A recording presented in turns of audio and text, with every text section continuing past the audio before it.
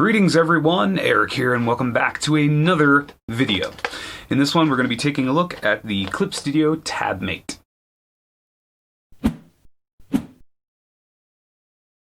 Okay, this is the Clip Studio Tabmate. It is basically a little Bluetooth controller that you can hold in your hand very comfortably, and it has a bunch of shortcut keys. And it is designed specifically for Clip Studio Paint, meaning it'll work right in the software. You don't need any extra drivers or anything like that. You just turn it on, open up your software, and start using it. Now, first off, this thing is Bluetooth, so if you're using it on your computer, you do have to make sure that you have Bluetooth compatibility. I just use a little USB dongle thing up here, right there, and that allows me to use Bluetooth.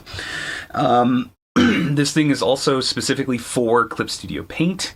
In fact, all of the settings for the different buttons and all are controlled through the program itself. So this won't work with anything other than Clip Studio Paint. So obviously, if you're not using that software, then it will not work. But this is designed to give you a lot of shortcut control with one hand and make everything very easy and very easy to access and get to and very comfortable. It's supposed to be for ergonomics, so you're not having to have your hand on a keyboard the whole time and potentially create some carpal tunnel issues and stuff like that. Normally I would do an unboxing in this little section, but there's the unboxing. It literally just comes with the device, the little controller itself, comes with a battery, so you don't have to have any batteries. The battery pack is right here, and it just takes a single battery and clips in the back, so it's really handy. And then the only other things that came in the box were the user guide, which tells you to go to their website. So you go to Clip Studio's website, it gives you a specific link to follow, and on that website it'll tell you how to use this thing, which is really pretty simple actually. Like the usability of this thing's really easy. You'll notice that it has a bunch of little buttons, so it kind of looks like a Wii remote in some ways. But yeah, you have a trigger back here. You have two buttons up here. One of them even has a little dot on it so that you can blindly just kind of keep your eye open and you can feel that you're using that top one rather than the bottom one. You have a scroll wheel right here, which is really nice. And then on the scroll wheel, you can press the button in and it acts as a button. It has four little kind of buttons here. You can see those. They're labeled A, B, C, and D. Those are really nice. Then it has like what looks like a button in the center here, the Q button, and then what looks like a D-pad around it. And those are all different buttons. And each of those can be programmed. Every single button in here can be programmed in the software of Clip Studio. And the coolest thing is you can make presets. And that's what this button's for. If you long hold this button, you'll turn the device on and off.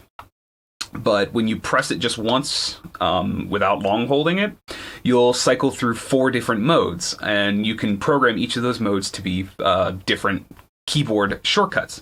So it's really handy. It allows you to have a bunch of different presets depending on what you're doing. You can have one for animation, you can have one for just regular illustration, you can have one for painting, whatever else you want to use, one for comics. So yeah, you can, and it's easy to get to because you can just come down here and hit the button and switch between them very quickly, and it just goes in sequence order.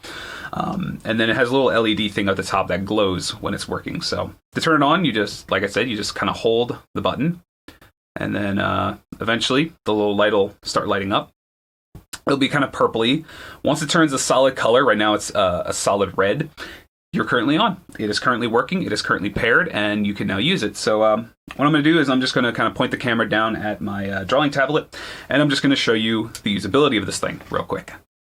Okay, so like I said, I'm sitting here on Clip Studio Paint, so I just have the camera pointed directly at the monitor here, and here's the controller.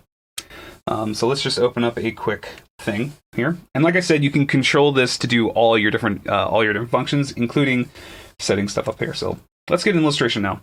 Okay, so we've zoomed in here on my drawing tablet. We are currently in Clip Studio Paint, so I'm just going to show you how this thing works. Like I said, this thing works just with Clip Studio Paint, and you can program all of these things to work with the software. To do the programming part of this, first what you just need to do is you just come up here, and you go to Clip Studio Tabmate, and Tabmate Settings. And now you have all of the different things that you can change in Clip Studio. And as you hit the buttons, you'll see that it highlights. You can see it's highlighting things as I'm hitting the buttons. That lets you know which one's which. So you can easily go in here and change whatever you want. And then, like I said, up here, you have the mode select. So right now, solid red is mode 1. Solid blue is mode 2. If it's flashing red, it's mode 3. And if it's flashing blue, it's mode 4. And you can set these up for however you want. And like I said, so you can see how I have each of these buttons programmed to do different things for different functions. So it's really easy to change it. You just click the thing, you hit change tool, execute menu command, all these things. And then it'll tell you what you want to do. You can hit setting. You can set these to be temporary, meaning it only is active as long as you're holding the button.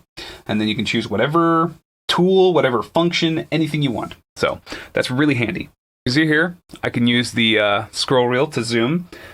It's a bit quick of a zoom. It's actually way faster than if I was just using the scroll wheel, which I'm doing right now on my mouse. So it's like super sensitive. They should really make that a little less sensitive. It's a little harsh. But as you can see, if I hold the back trigger button, it becomes the pan tool, so I can hold that around. If I hold the bottom one, it becomes my rotate tool. If I hold this top one, it becomes my zoom tool. Obviously, I can just do it through that too. And for me, the little middle mouse button, when you click it in, reset rotation. For A and B, I have A and B set to pencil and pen respectively, so that's just changing my tool. So pencil. C and D by default was brush size changing, which I actually left it that way because I think that's actually really nice. And you can just kind of sit there and hit the button, and it'll change the brush size, which is very, very convenient. The middle button here in the center, the Q button, I have set to save. So if I hit that, it'll open up the save menu because it's like, hey, you want to save. If I draw something, and then if I hit the left button, it undoes, and stuff like that. So as you can see, it's really easy. It's relatively comfortable in the hand. My only gripe, at least for my hand, is this back trigger could be a little bit more pronounced because right now it's kind of recessed in a concaved cutout, as you can see there. It's kind of weirdly concaved in there. And it makes it a little harder for my hand to hit it when I'm in this position. Because right now, I'm actually not able to push the button down that well. And so it takes a little bit more effort to kind of get it to press down. All the other buttons are really nice. All the other buttons are really tactile. They feel really good. The scroll wheel, like I said, could be much less sensitive, but the buttons all feel really good. So no complaints there. The buttons feel good, feels good in the hand. It is really just like a Wii controller or one of the like Oculus controllers for VR or something like that. So it's got that kind of vibe to it, but it's actually pretty nice, not bad. Like I said, there's a couple design things I would clean up or make this more pronounced in the back to make it a little easier to kind of hit that button with just your trigger. Right now, it puts a little bit of an awkward strain on my finger, but that's just my hand shape. Your hand shape might work perfectly for this, depending on if you have a smaller hand or not.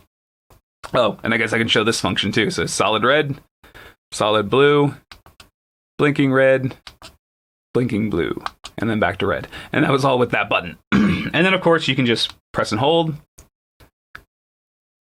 and it turns off. As you can see, it's blinking to let you know that it's turned off. So now it's not powered on, so not doing anything. Not doing anything. So really cool little toy. I say toy. It's a really cool device. I really like it. I would definitely recommend this to anyone who is a Clip Studio user and is looking for a slightly more ergonomic method of kind of, I guess, something that's a little bit more ergonomic for your hand to work with and keep you from having like carpal tunnel issues or any type of unnecessary hand strain when you're drawing. It's definitely worth a look at. I've done similar tricks to this with a Logitech controller, like a PC controller, to get that similar hand feel. But this is nice because it's all contained in one hand. So that is a very nice tool.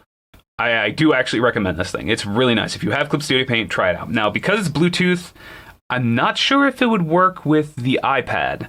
Because I know on iPad, you can use Clip Studio Paint. I am not sure if you can actually use this with the iPad because I don't own an iPad. So if you own an iPad and you've tried this thing out, let me know in the comment section below, does it work with the iPad? That would be really cool if it did.